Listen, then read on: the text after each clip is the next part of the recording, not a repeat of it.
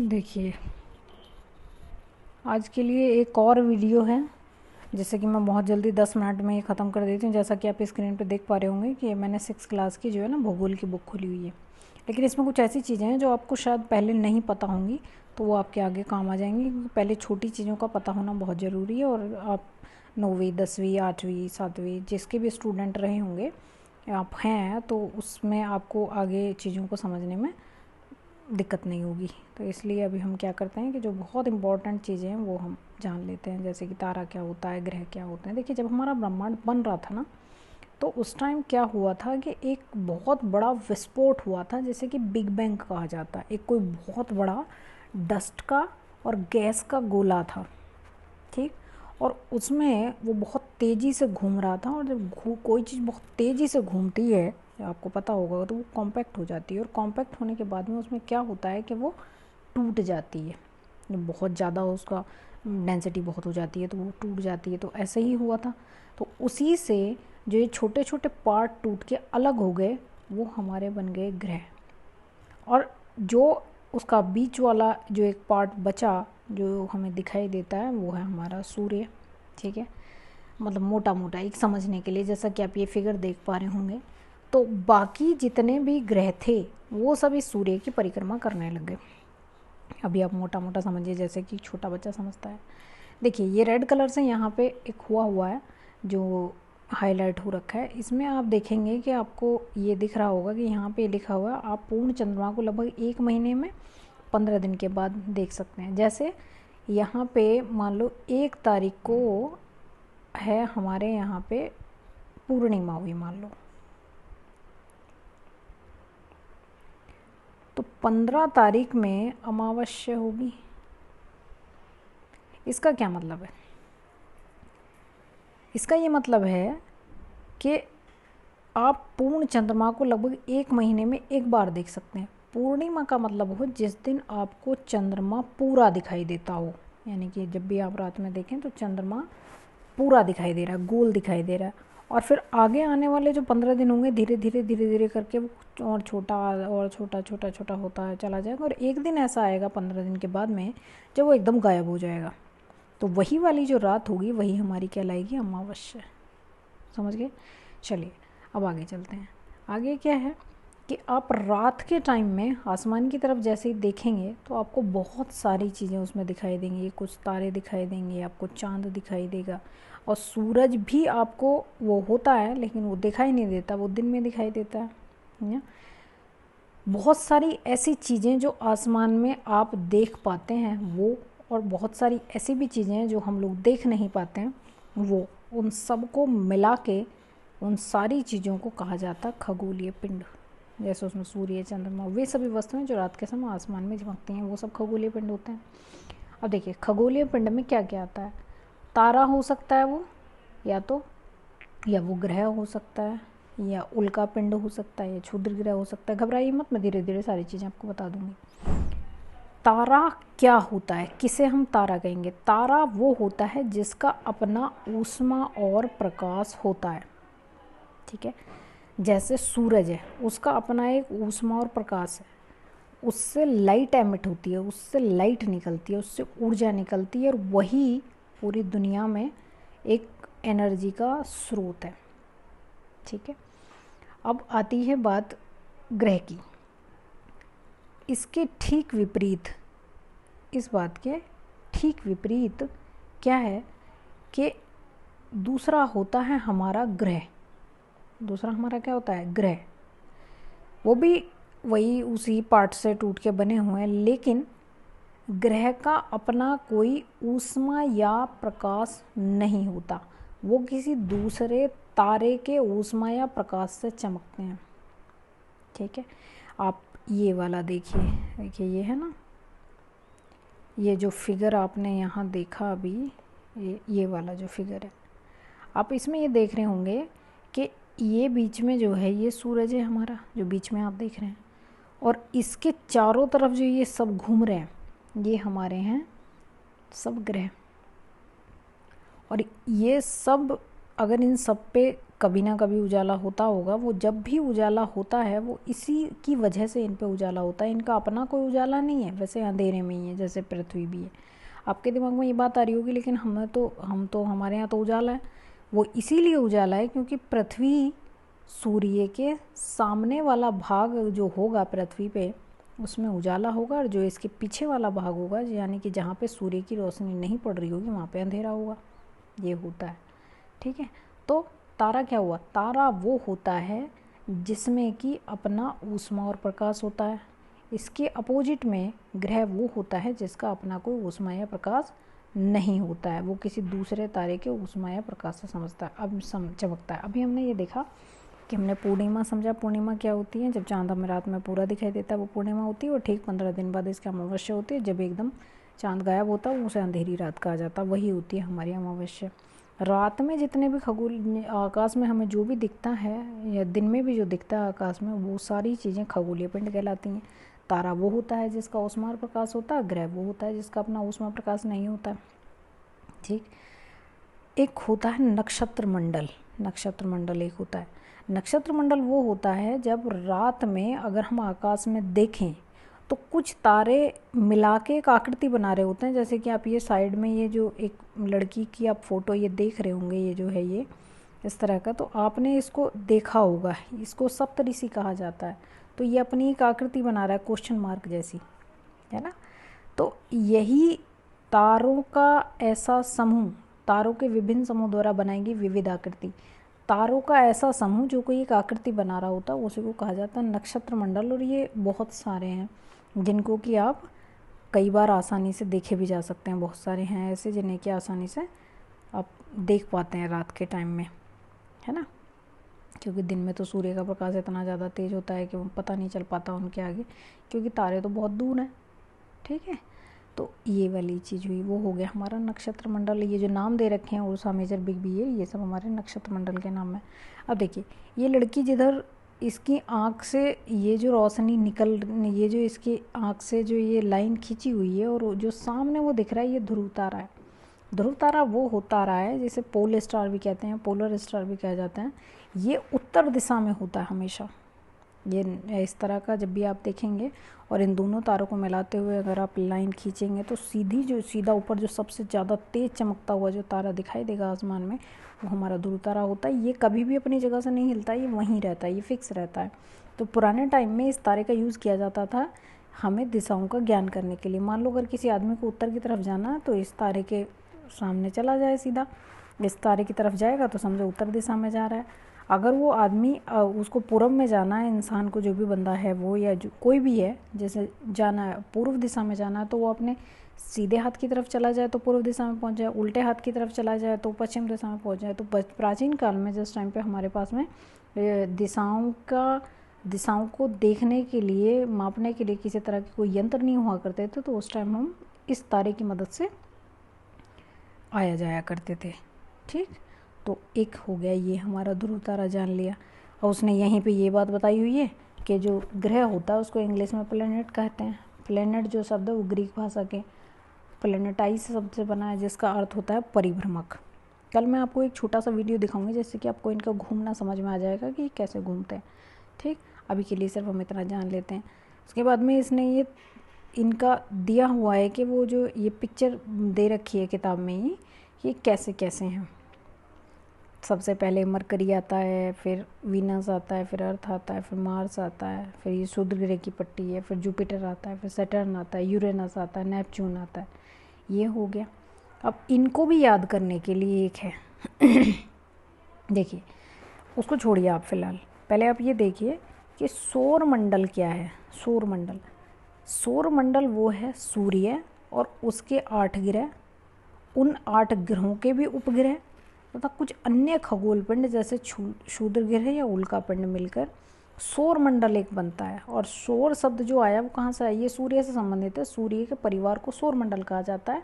और जो सूर्य है वो सोल देवता हुआ करते थे रोमन कहानियों में, उस टाइम वहीं से ये चलता आ रहा है। उनके कोई देवता थे, सूर्य देवता को कहा जाता था रोमन कहानियों में सोल, तो वहीं से आ गया ये सब सोलर, ठीक। तो सूर्य, उसके 8 ग्रह, उनके उपग्रह और कई तरह के खगोलीय पिंड जो हमें नहीं भी दिखते हैं, कुछ दिखते भी हैं, जैसे क्षुद्र ग्रह, उल्का पिंड, ये सारा जो हिस्सा है, ये सब कुछ जो है वो सौरमंडल हमारा कहलाता है। और सौरमंडल का जो मुखिया, जैसे हमारे घर में हमारे फादर या हमारे दादाजी मुखिया होते हैं, वैसे ही सौरमंडल यानी कि जो सौर परिवार है उसका भी मुखिया जो होता है वो सूर्य होता है। तो ऑब्वियसली सबसे बड़ा होगा, ये तो सीधी सीधी बात होगी ना। तो सूर्य पृथ्वी से इतना दूर है, 15 करोड़ किलोमीटर दूर है। और सूर्य से पृथ्वी पे जो रोशनी आती है उसको यहाँ आने में लगभग जो टाइम लगता है वो इस किताब में ही आगे लिखा हुआ होगा, आप उसको देख लीजिएगा। अभी हम देख लेते हैं ज़रा सी देर बाद। अब देखिए, ये हमारे सौरमंडल में 8 ग्रह हैं सूर्य से दूरी के अनुसार, यानी कि पहले सूरज होगा, उसके बाद में कोई ग्रह होगा, फिर अगला, फिर अगला, फिर अगला, फिर अगला, फिर अगला, ऐसे ग्रह। तो उसको याद करने के लिए इसने एक ये दिया हुआ है, यहाँ पे ये दे रखा है, देखिए, my very efficient mother just showed us, my very efficient mother just showed us, just served us nuts. My, देखिए एम, जितने वर्ड इसने हाईलाइट कर रखे हैं यानी कि जिनका कलर इसने चेंज कर रखा है, तो वहाँ से एक ग्रह का नाम बनता है। जैसे इसने एम लिखा है तो ये हो गया मरकरी, बुध। वी लिखा है तो यहाँ से हो गया वीनस। ई लिखा है तो यहाँ से हो गया अर्थ। एम लिखा है तो यहाँ से हो गया मार्स। जे लिखा है तो जुपिटर। एस हो गया तो सैटर्न। यू हो गया तो यूरेनस। एन हो गया तो नेपच्यून। ठीक है, इस तरह है। यानी कि पहले सूर्य होगा, ये सूर्य है जैसे चमक रहा है ये, उसके बाद जो होगा वो मरकरी होगा, उसके बाद जो होगा वीनस होगा, फिर अर्थ होगा, फिर मार्स होगा, फिर जुपिटर होगा, फिर सैटर्न होगा, फिर यूरेनस होगा, है ना, और फिर नेपच्यून होगा। ये इसके 8 ग्रह हो गए। यानी कि दूरी जैसे जैसे बढ़ती चली जाएगी उस क्रम में जो ग्रह हैं उनके ये नाम है। और ये सूर्य के चारों तरफ घूमते हैं। कल मैं आपको एक छोटा सा वीडियो भी यहाँ दिखाने की कोशिश करूँगी, देखिए, तो आपको उससे समझ में आ जाएगा कि ये घूमते कैसे हैं, क्या होता है वास्तव में, किस तरह वो दिखेंगे। अब यहाँ आप देख लीजिए, ये 8 मिनट का टाइम लगता है कि जो सूर्य से जो रोशनी पृथ्वी तक आती है उसको यहाँ पहुँचने में 8 मिनट लगता है। तो आप समझ सकते हो कि कितना दूर है। जबकि प्रकाश जो चलता है, जो लाइट है, वो 3 लाख किलोमीटर प्रति सेकंड चलती है, यानी कि 1 सेकंड में वो 3 लाख किलोमीटर चली जाती है। तो अब देखिए 8 मिनट में वो यहाँ तक आके लगती है हमारे यहाँ पे। अब देखिए, पृथ्वी एकमात्र ऐसा ग्रह है जिस पे कि जीवन संभव है। क्यों? क्योंकि यहाँ पे वो सारी कंडीशन मौजूद हैं जो कि इंसान के लिए ज़रूरी हैं। हवा है, सबसे पहला तो जो ऑक्सीजन है वो यहाँ मौजूद है, और पानी यहाँ मौजूद है। एटमॉस्फेयर यहाँ पे है, वैसा ही एटमॉस्फेयर है जैसे कि हमें ज़रूरत है, ना बहुत गर्म है ना बहुत ठंडा है, ठीक। और यहाँ पे जो पानी है वो 91% पानी है, इस वजह से इसको नीला ग्रह भी कहा जाता है। ऐसा समझिए आप। ये एक पृथ्वी है, देखिए, एक होता है ग्रह, एक होता है उपग्रह। ग्रह वो है जो सूर्य के चारों तरफ घूमता है, उपग्रह वो है जो ग्रह के चारों तरफ घूमता है। जैसे सूर्य एक तारा है, उसके चारों तरफ घूमती है पृथ्वी, और पृथ्वी के भी चारों तरफ घूमता है वो है हमारा चंद्रमा। तो जो चंद्रमा है वो हुआ पृथ्वी का उपग्रह। समझ में आई बात? यानी कि ग्रह वो जो सूर्य के चारों तरफ घूमता है, और उपग्रह वो जो ग्रह के चारों तरफ घूमता है। ठीक है, वो हो गया उपग्रह। तो ऐसे ही चंद्रमा जो है वो पृथ्वी का एक उपग्रह है, और उसका जो व्यास है वो पृथ्वी से 1/4 है व्यास, जैसा कि आप समझते होंगे। और इसकी जो दूरी है पृथ्वी से वो लगभग इतनी है, 3,84,400 किलोमीटर दूर है वो पृथ्वी से। ये एकमात्र उपग्रह है पृथ्वी का। आगे देखिए, ये है क्षुद्र ग्रह। किसे कहते हैं? क्षुद्र ग्रह वो होता है, इन इंग्लिश में एस्ट्रॉयड कहते हैं। एस्ट्रॉयड वो होता है यानी कि चट्टानों के टूटे हुए टुकड़े हैं ये। जैसे वो विस्फोट हुआ होगा तो कुछ, जैसे किसी चीज़ में आप विस्फोट करिए, कोई बड़ा सा पत्थर आप उसको तोड़िए तो कुछ तो बहुत बड़े आकार के टूट जाएंगे, कुछ उसमें छोटे टूट जाएंगे, है ना। तो जो वही जो छोटे छोटे जो पत्थर हैं, वही जो तारों से टूटे हुए या ग्रहों से टूटे हुए या उपग्रहों से टूटे हुए जो छोटे छोटे पत्थर टुकड़े हैं, वही हमारे क्षुद्र ग्रह कहलाते हैं। और ये जो मिलते हैं ये मिलते हैं मंगल और बृहस्पति के बीच में। जैसे मंगल आएगा फिर उसके बाद में बृहस्पति आता है, वहीं पे जो बीच में जो कक्षा है वहीं पे ये घूमते हुए मिलते हैं, ठीक है। इसके बाद आता है उल्कापिंड। उल्कापिंड क्या है? सूर्य के चारों ओर चक्कर लगाने वाले पत्थरों के छोटे छोटे टुकड़े, ये भी हमारे वही हैं, है ना। ये भी हमारे क्या हैं?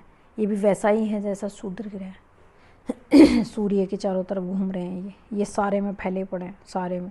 ये सिर्फ एक जगह सिमट के हैं। ये जो क्षुद्र ग्रह हैं वो बृहस्पति और मंगल की कक्षा में पाए जाते हैं। और उल्कापिंड है वो पूरे ब्रह्मांड में कहीं भी मिल सकते हैं, कहीं भी हैं। वो हमारे पूरे सोलर सिस्टम में फैले हुए हैं, वो भी चारों तरफ घूम रहे हैं। रात के टाइम जब आप देखते होंगे तो आकाश में आपको एक दूधिया पट्टी सी दिखती होगी, तो वो जो दूधिया पट्टी है वही हमारी कहलाती है आकाशगंगा।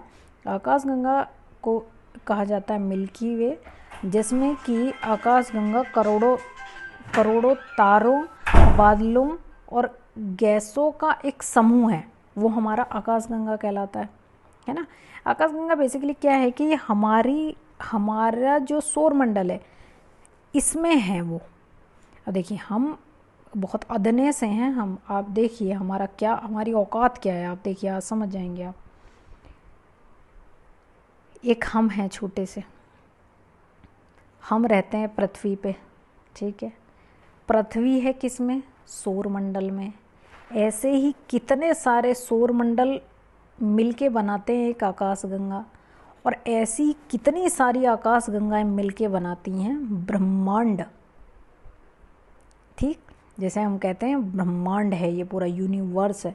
तो क्या आप इमेजिन कर पा रहे हैं कि हमारी औकात क्या है? कि हम ऐसे समझ लो जैसे कि ना के बराबर हैं, हम कुछ है ही नहीं, है ना। तो अब आप देखिए मोटी मोटी चीज़ें मैंने आपको समझा दी और कुछ चीज़ें मैं आपको लिख के और अभी इस पे डाल दूँगी ताकि आप देख पाएंगे। ग्रह और तारे में क्या अंतर है, अब आप ये इसका उत्तर दे पाएंगे। आप ये अपनी कॉपी में लिखिएगा और वो फिर मुझे भेजिएगा। जहाँ पे भी आपको दिक्कत आएगी ये क्वेश्चन आप सारे सॉल्व करिए। आप एक काम और कर लीजिए, अभी आप अपने प्ले स्टोर में जाइए और वहाँ पे लिखिए ई पाठशाला। क्या लिखेंगे? ई पाठशाला। और जैसे ही आप ये लिखेंगे ई पाठशाला, ऐसा आपने लिखा तो क्या हो जाएगा, यहाँ पे एक कुछ ऐसा खुल के आएगा। यहाँ देखिए मेरे पास तो ये आईपैड है तो मैं आपको ये दिखा पाऊँगी कि, लेकिन आपके में थोड़ा अलग आएगा क्योंकि आपके पास शायद एंड्रॉयड फ़ोन होगा, लेकिन वही है प्ले स्टोर जो काम करता है उसमें वही वाला होगा इसमें। ई पाठशाला ऐसा आप लिखेंगे जैसे ही, तो ऐसा कोई एक लड़की बैठी हुई पढ़ रही है जैसे, ये वाला जो है ऐसे आएगा। तो आप इसको क्या कर लीजिए, आप इसको डाउनलोड कर लीजिए अपने इसमें। उसके बाद में आप इसमें ये इस तरह की चीज़ें भरवाएगा, जैसे आपका नाम भरवाएगा, स्टूडेंट का नाम भरवाएगा, यहाँ पे स्कूल का नाम आप कुछ भी लिख दीजिए, आपका जो मन करे वो लिख दीजिए। क्लास भी आप कुछ भी लिख दीजिए, लैंग्वेज भी आप कोई सी भी लिख दीजिए, वो मना नहीं करता है ऐसे। उसके बाद जब ये सारा हो जाएगा तो आप स्टूडेंट पे जैसे ही आप क्लिक करेंगे, जैसे आप स्टूडेंट पे क्लिक करेंगे तो उसके बाद में इस तरह के ऑप्शन बन के आ जाएंगे। आप जब ई बुक पे क्लिक करेंगे तो वहाँ पे वो किताब के लिए पूछेगा आपसे कि आपको कौन सी किताब चाहिए, कौन सी क्लास की चाहिए, किस मीडियम में चाहिए और कौन सी सब्जेक्ट की चाहिए। आप वो लिख दीजिए और वो आपको तुरंत से वो दे देगा। फिर वो उसे बोलेगा डाउनलोड करने को। तो इसमें देखिए ये बटन आ रहे हैं यहाँ पे, ये इतने सारे, तो आप इस वाले बटन पे क्लिक करिए जो ये वाला बटन है। देखिए ये जो सबसे ऊपर वाला बटन है ना, इसमें ऑल चैप्टर्स के आगे जो गोल सा, आप इस पर क्लिक कर दीजिए तो वो पूरी बुक डाउनलोड हो जाएगी आपके इसमें। जब वो डाउनलोड हो जाएगी तो जो इसका एक तो ये खुली हुई सी किताब है, इसके बराबर में जो ये इधर वाला है, ये 3 नीचे जो ऑप्शन आ रहे हैं सबसे नीचे, इसमें एक तो गोल है, गोल सा एक किताब है, और जो सबसे पहला वाला ऑप्शन है जब आप इस पर क्लिक करेंगे तो वो किताब खुल के आपके सामने आ जाएगी। फिर आप चाहे तो उसको आराम से पढ़ सकते हैं। तो आज आप क्या करिए, 6 क्लास की भूगोल की किताब डाउनलोड कर लीजिए, ठीक है। आप चाहेंगे तो मैं उसकी PDF भी आपको दे दूँगी इसी टेलीग्राम ग्रुप पे, तो उससे आपका काम आसान हो जाएगा। लेकिन अगर आप ये कर लेंगे तो ये आपके लिए ज़्यादा आसान रहेगा कि आपको वहाँ से डाउनलोड करने की ज़रूरत नहीं पड़ेगी, आपको आसानी से आप वहाँ पढ़ भी सकते हैं, वहाँ बहुत सारे ऑप्शन होते हैं, ठीक है। चलिए आज के लिए थैंक यू वेरी मच। अब हम कल देखेंगे बाकी का जो बचा हुआ। आपको जो कोई प्रॉब्लम होगी तो आप इस पर मुझे बता दीजिएगा, ठीक है। चलिए।